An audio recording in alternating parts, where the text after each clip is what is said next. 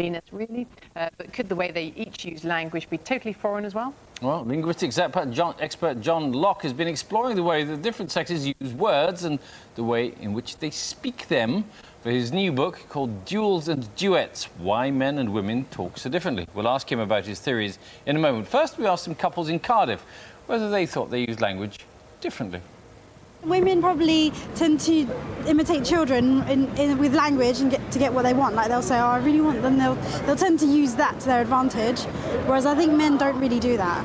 So men do. They got to be nice to the girls, and you can't treat her as one of the boys and talk like I would with them, really. Yes, I think men need to exert their authority a bit more, especially when you're couples. Maybe if women are single or widows, that's different. They have to be stronger and exert their authority in a different way.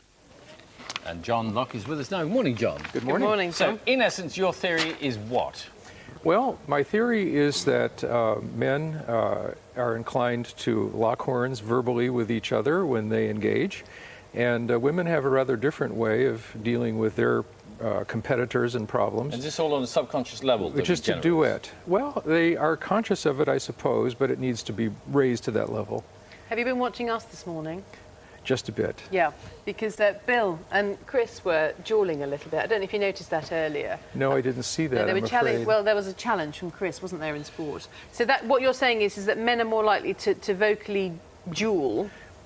They are, but in essence, the duel is a little bit more complicated than just arguing or encountering contesting with each other. There's usually a ritualistic aspect to it, and there's always an audience. Men would never do this if no one could hear them, because winning or losing represents a change in status, and that can't happen if you do it alone. Do you recognise that, Mr. Turnbull? I don't know. See, his voice going up. I don't know. Because another part of the theory is that men have deep voices like to have deep voices to demonstrate their testosterone levels. They'd love to. Women prefer low voices, and it's well that they should, because low voices are correlated with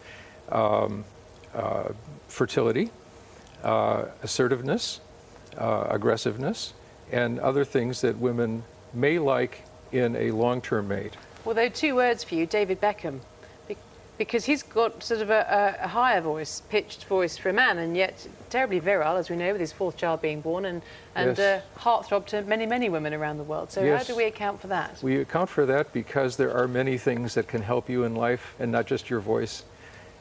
If it's you're not all David about the Beckham, voice. you'd be aware of those. Right. But you can, okay. if the level of your voice is a measure of your testosterone in a way, surely you can change your voice so that it goes deeper rather than higher, and that doesn't raise your testosterone levels per se. No, it doesn't, and men may try to do precisely that because they're aware that there is this stereotype that men with low voices are more commanding, more masculine, and that's something they can try to do. They may not be very successful with it because it's hard to speak in a pitch consistently that's not your own.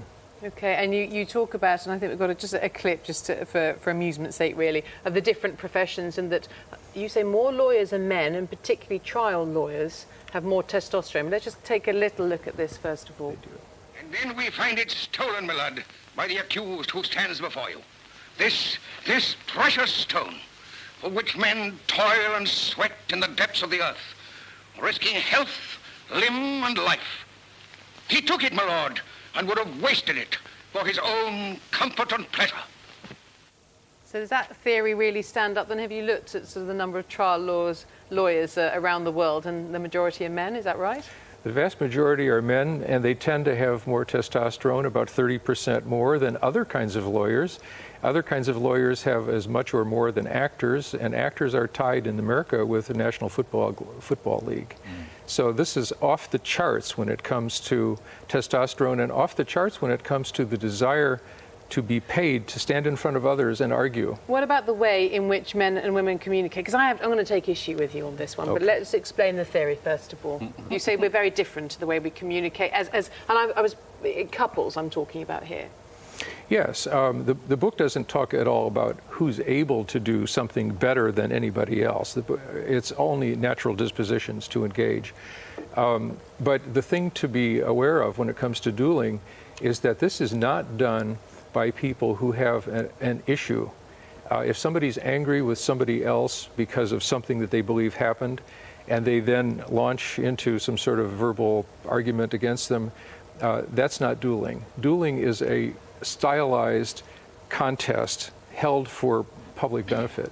Okay, I wish we had more time so I could then take up the debate, So but you we could duel don't. with him. But it was good to get your thoughts on Thank you. it. Thank you very much. Rather than mine. So thank you very much for coming in. Thank you. It's been a pleasure.